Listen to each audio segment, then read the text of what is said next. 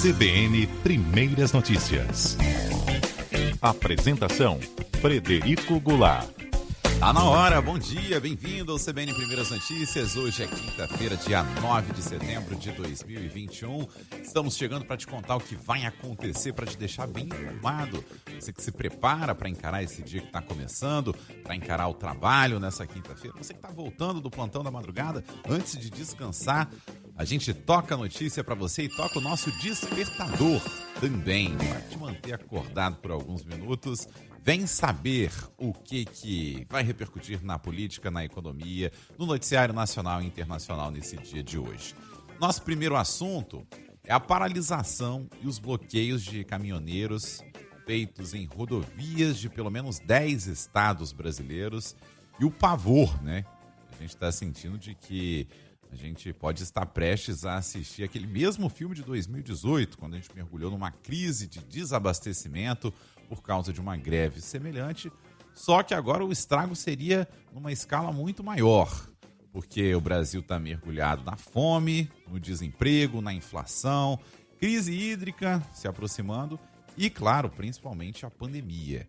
O repórter Rafael Teixeira acompanha e tem mais informações aqui pra gente. Logo na nossa abertura, inclusive sobre um apelo feito pelo presidente Jair Bolsonaro pedindo que os caminhoneiros liberem as rodovias do país, alegando possível impacto na economia, mas o presidente também chamou esses caminhoneiros de aliados, não é mesmo, Rafael? Bom dia para você. Pois é, Fred, bom dia para você e para todos. De acordo com a última atualização do Ministério da Infraestrutura e também da Polícia Rodoviária Federal, a atualização é essa feita no início da madrugada. Nesse momento, 16 estados, aliás, 15 estados têm rodovias federais bloqueadas pelos caminhoneiros. No fim da noite de ontem, eram 16 e em 2 desses estados tinha retenção total das rodovias. Era em Santa Catarina e no Rio Grande do Sul. Esses pontos já foram liberados, então agora a interdição parcial em 15 estados. Só está permitido passar carros de passeio e veículos de emergência, ambulâncias ou que transportam alimentos perecíveis. Isso, além dos 2 estados que eu já citei, também no Paraná, São Paulo, Rio de Janeiro, Espírito Santo, Minas Gerais, Goiás, Bahia, até o Maranhão, ou seja, de norte a sul do país. Segundo Jair Bolsonaro, isso pode afetar toda a cadeia produtiva. Ele enviou ontem um áudio a grupos de caminhoneiros pedindo a liberação das estradas e dizendo que esse ato pode contribuir para o aumento da inflação. Ao mesmo tempo, como você disse, Fred, ele mandou um abraço aos manifestantes. Fala para os caminhoneiros aí que são nossos aliados, mas esses bloqueios aí atrapalham a nossa economia, provoca desabastecimento, inflação. Prejudica todo mundo, em especial aí os mais pobres. Então, não toque nos caras aí, se for possível, tá? Liberar, tá ok? Pra gente seguir a normalidade. Deixa com a gente em Brasília aqui agora. Não é fácil negociar, conversar por aqui com outras autoridades, não é fácil. Mas a gente vai fazer a nossa parte aqui, vamos buscar uma solução para isso, tá ok? E aproveita aí, em meu nome, dá um abraço a todos os caminhoneiros aí. Valeu! O ministro da Infraestrutura, Tarcísio Gomes, confirmou a autenticidade desse áudio do presidente e reafirmou a preocupação do governo com a crise econômica. Esse áudio é real, é de hoje e mostra a preocupação do presidente com uma paralisação dos caminhoneiros. Essa paralisação ia agravar efeitos na economia, de inflação, que ia impactar os mais pobres, os mais vulneráveis. Nós já temos hoje um efeito no preço dos produtos, em função da pandemia. A inflação hoje tem uma componente internacional e uma paralisação vai trazer desabastecimento. Lembrando, né, Fred, que essa paralisação já está quase completando 24 horas. Ela começou na tarde dessa quarta-feira, um dia depois dos atos antidemocráticos de 7 de setembro, cresceu bastante à noite, afetando rodovias de quase todo o país. O governo diz que os atos não são organizados por uma única entidade e que as mobilizações são heterogêneas, ou seja, não tem uma pauta única, os caminhoneiros não estão fazendo reivindicações específicas da categoria, muitos deles, na verdade, repetem o discurso do presidente no 7 de setembro, atacando o STF e as instituições democráticas. Mas o jornal Folha de São Paulo mostrou que o caminhoneiro Marcos Antônio Pereira, conhecido como Zé Trovão, publicou um vídeo ontem, ele que é considerado uma liderança dos grupos bolsonaristas, convocando o fechamento total de vias no país. Presta muita atenção, a partir de 6 horas da manhã do dia 9 de setembro, todas as bases brasileiras Fechem tudo, não passa mais nada. Somente ambulância, oxigênio e remédio. Acabou, não passa mais nada. Não passa carro pequeno, não passa mais nada. Estão brincando com a democracia. Estão nos tirando para otário. Nós precisamos resolver o problema do Brasil agora. Chegou a hora de mudarmos tudo de uma vez. Senta o dedo e compartilha nesse vídeo. Zé Trovão já teve a prisão decretada pelo ministro do STF, Alexandre de Moraes, por incitar atos violentos contra as instituições e ele está foragido.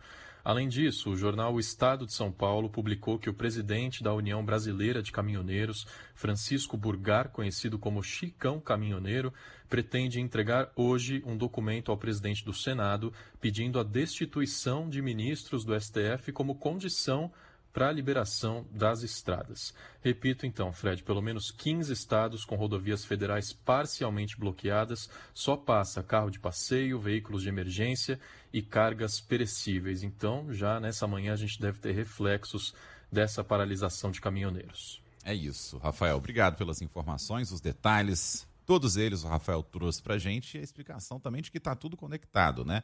A manifestação de 7 de setembro, os inquéritos que tem aí Alexandre de Moraes como relator e esse protesto dos caminhoneiros. A preocupação maior agora é justamente se essa paralisação vai crescer, se ela vai ganhar adesão ao longo do dia de hoje, se vai ganhar escala.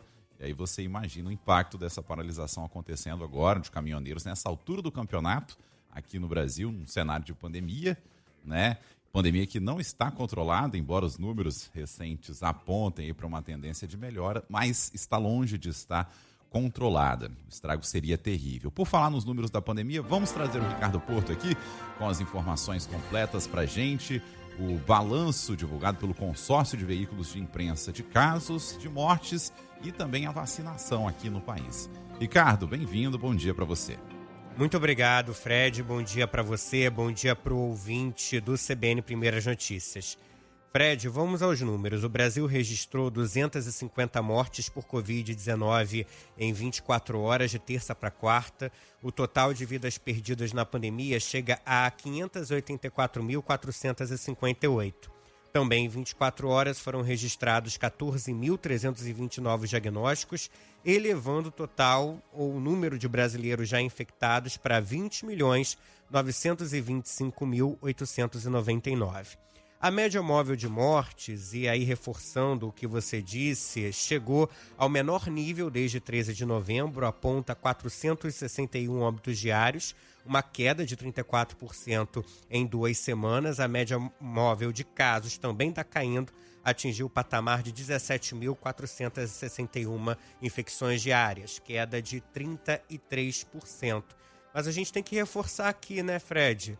461 pessoas morrendo por dia, isso é mais que um avião comercial de pessoas mortas por dia em todo o país por Covid, então a gente não pode aceitar isso como uma situação tranquila. Não dá para naturalizar esse número, embora ele seja muito menor do que a gente já chegou em algum dia, em algum momento, mas é muito alto esse patamar. Ricardo, e a vacinação, como é que anda? No dia de ontem, 1.632.136 pessoas foram vacinadas, 604.657 com a primeira dose, 1.024.513 com a segunda dose e 7.192 com a terceira dose, aquela dose de reforço que está sendo aplicada em idosos. Até agora, 63,77% da população tomou pelo menos uma das 2 doses. Isso representa pouco mais de 136 milhões de pessoas. Completaram o esquema vacinal quase 68.945.000 brasileiros, ou 32,32% de todo o país. A terceira dose já chegou a 21.471 brasileiros.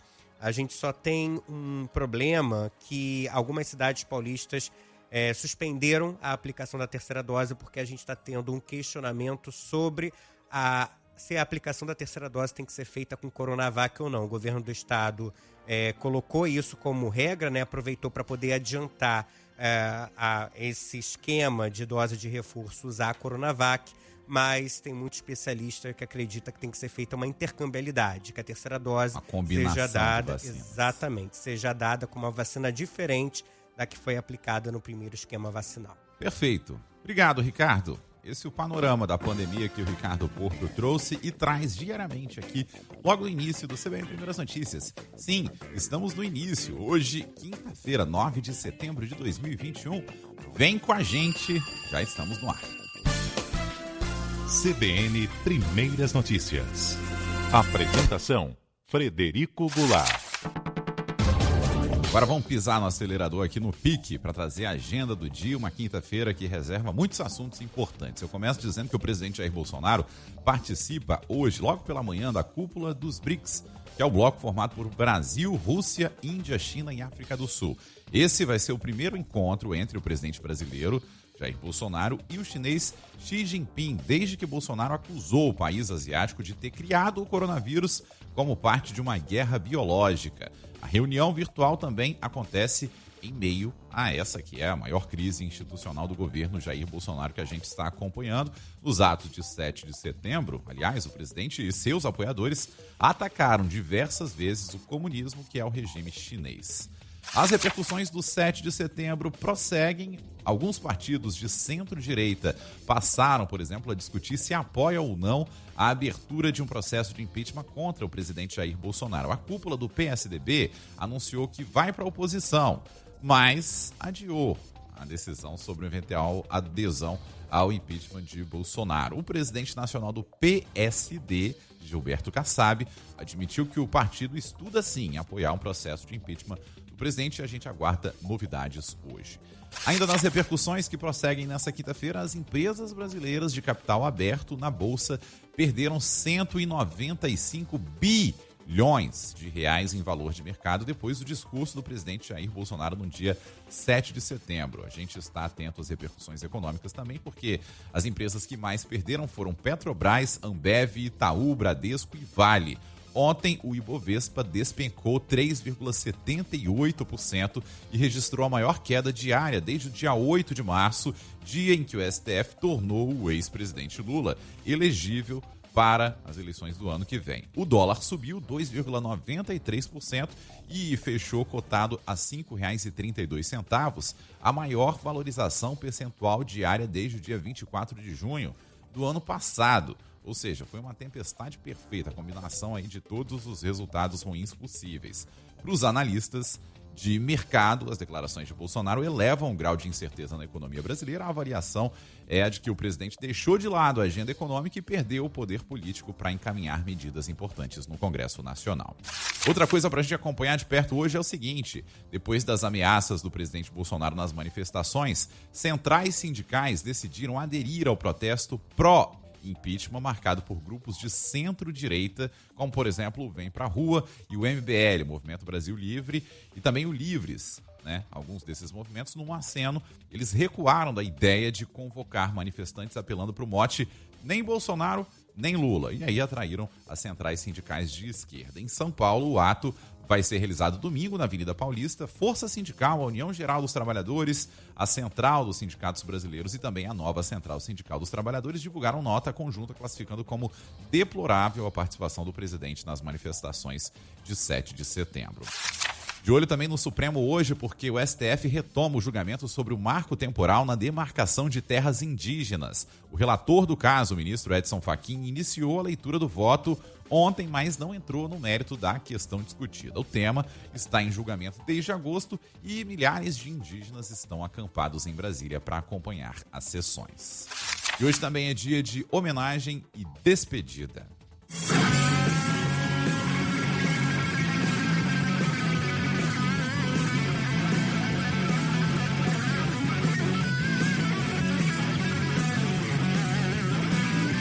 O adeus a Dudu Braga, produtor musical, radialista, jornalista e filho do cantor e compositor Roberto Carlos. Ele morreu ontem em São Paulo aos 52 anos. Dudu estava internado para tratamento contra um câncer no peritônio, uma membrana que envolve a parede abdominal. Ele era, inclusive, nosso colega, apresentava programas de rádio, onde falava das histórias das canções do pai. Dudu, que nasceu com glaucoma, uma doença que causa cegueira irreversível, passou por cirurgias, 7 cirurgias, ainda na infância, perdeu a visão aos 23 anos de idade. Era muito querido, muito carismático no meio musical, também era produtor musical, tocava bateria e tinha uma banda chamada RC na Veia. Você está ouvindo aí ao fundo em homenagem ao pai.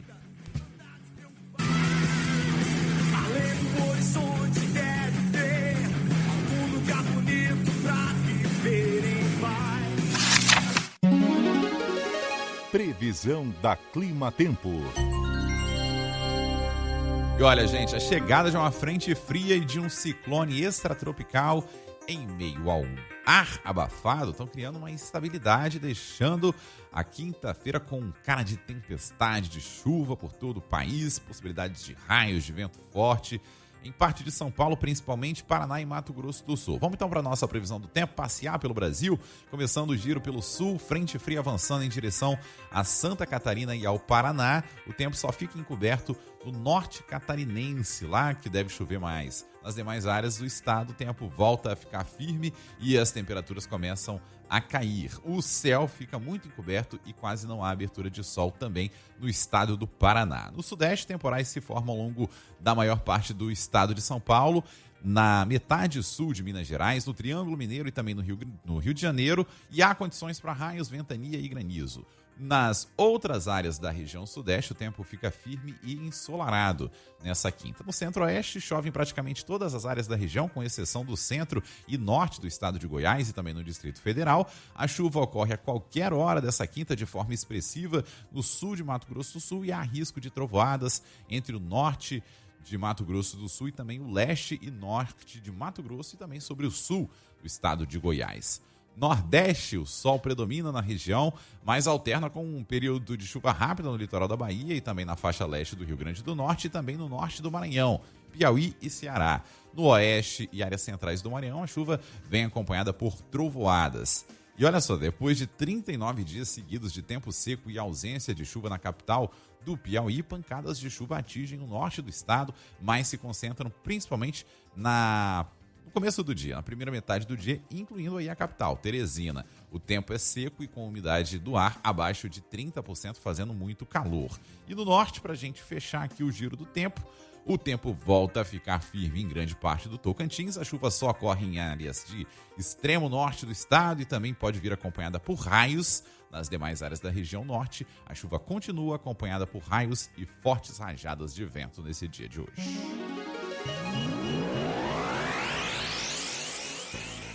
O futebol, hoje tem seleção brasileira em campo. O Brasil enfrenta o Peru em Recife pela 10ª rodada das eliminatórias da Copa do Mundo e o técnico Tite confirmou que a equipe vai ser a mesma que teria jogado contra a Argentina quando o jogo foi suspenso. Depois de 4 minutos de bola rolando, aquela história toda da Anvisa entrando em campo e retirando 2 jogadores da seleção, alguns jogadores da seleção argentina, no total foram 4 jogadores. E aliás, essa treta Brasil e Argentina segue rendendo, né? Porque ontem à tarde o site da Anvisa, site dedicado ao preenchimento da declaração de saúde do viajante, que é um documento obrigatório para todos os turistas vindos do exterior que desejam entrar aqui no Brasil por via aérea. Esse site sofreu um ataque de hacker e na página os invasores colocaram lá uma bandeira da Argentina e também uma mensagem provocativa. Nas suas declarações nos formulários de entrada no país, a delegação argentina omitiu que 4 jogadores estiveram no Reino Unido. Viajantes com essa procedência precisam cumprir uma quarentena prévia antes de entrar no Brasil.